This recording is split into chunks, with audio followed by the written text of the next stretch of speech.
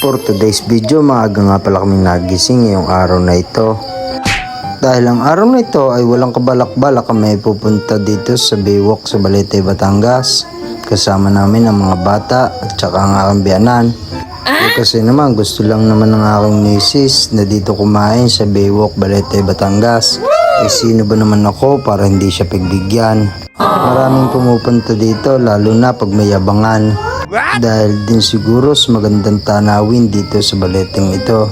Kumbaga nakakawala ng stress sa buhay pag tumitingin ka dito sa dagat na ito, sa dagat ng Taal. Dahil dito nawawala rin ang mga pagod mo sa buhay. Bumili nga kami dyan ng aming kakainin sa araw na ito.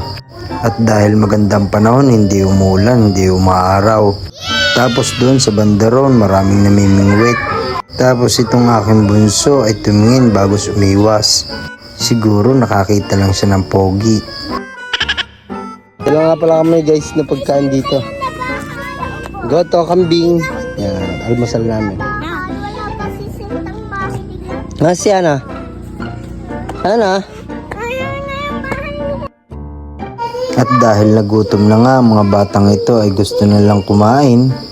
Ang aming yung pagkain ay gotong Batangas na galing kay Bossing. At saka meron pa nga nakalderetang kambing. At dahil tapos na kumain ng aking biyanan ay uminom na siya ng galing sa tubig ng Taal. Joke lang. Maraming salamat po sa mga manonood. Sana po ay subaybayan nyo ang vlog ni Bossing. Maraming salamat po.